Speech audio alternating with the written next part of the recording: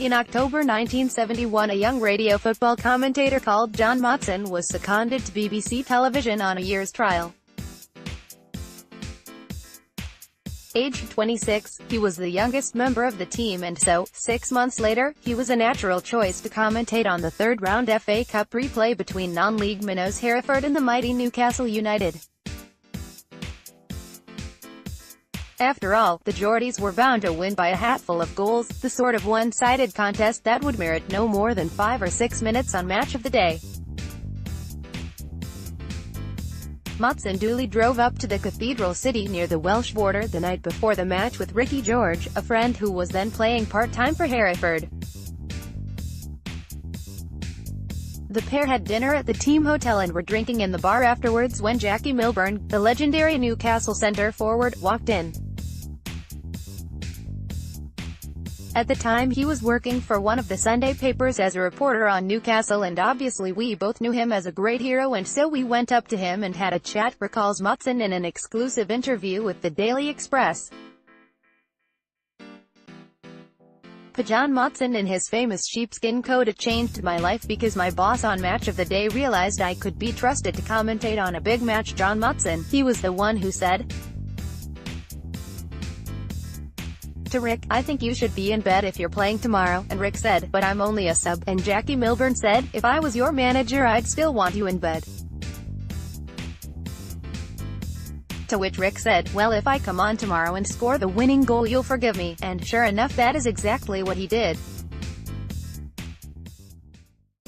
With the game in extra time, George received the ball on the right-hand side of the penalty area and lashed a low shot into the far corner of the net.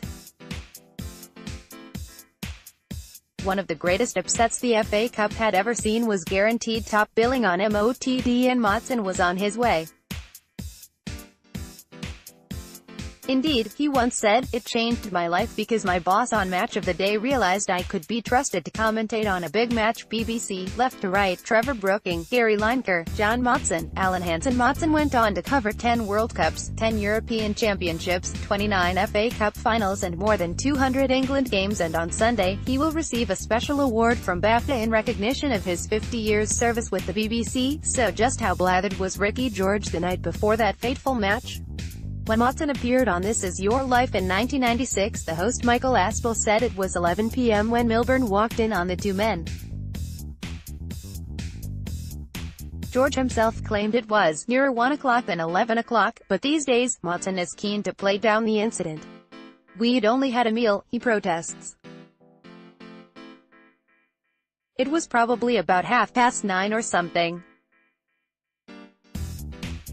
It was no big deal. He was fine and he didn't go the whole game anyway. He came on as quite a late sub really. We'll believe you, Motty." We are speaking in the aftermath of the Salisbury nerve agent attack on Russian double agent Sergei Skripal and his daughter Yulia, and also the use of chemical weapons by Assad's Moscow-supported Syrian regime. Given that Russia is hosting this year's World Cup, should England boycott the competition in protest? "I think the team should still be going," says Motson. "I mean, I don't think you can withdraw the England team from a World Cup when they've already gone through the qualification process and every other team is going that's qualified. What the politicians do and who decides to go or who doesn't with regard to that side of the business, the VIPs, the MPs, etc., that's something I wouldn't even start to get involved in." Given the national side's disastrous performance in Euro 2016 when Roy Hodgson's team was knocked out by Iceland, a country with a population of 330,000 people compared with England's 53 million, few rate our chances. But Motson appears to be relatively upbeat. "I think England manager Gareth Southgate has gone through the qualifying process very diligently," he says. "I think he knows the way he wants to play.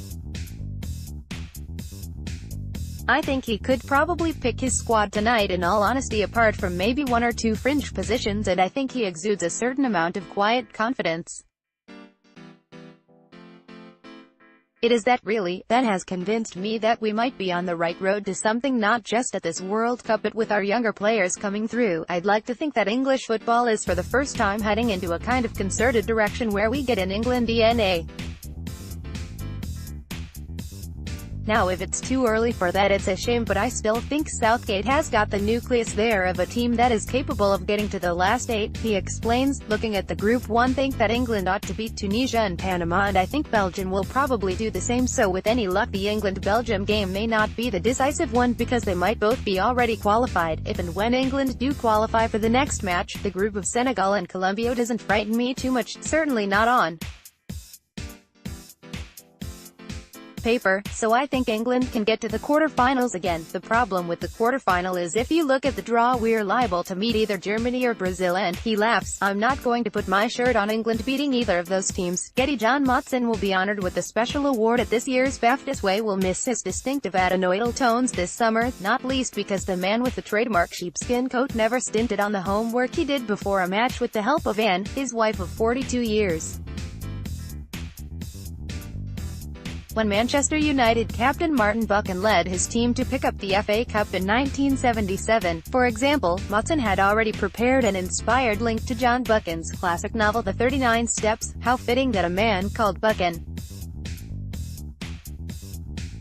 should be the first to climb the 39 steps that lead from the pitch here at Wembley to the Royal Box. So why retire now? Is it because he's 72? That's got a bit to do with it, he says. I think the main reason is that I've completed 50 years of unbroken service in the BBC, and it seemed to be a very good landmark on which to finish, really. I've done a lot of games.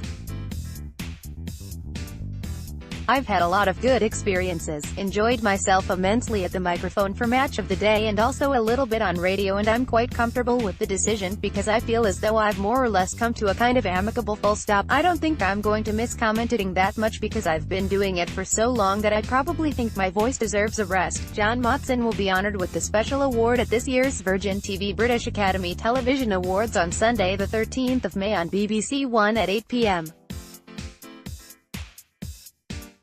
For advice and inspiration from the best creative minds in working in film, games and television, visit www.bafta.org/guru.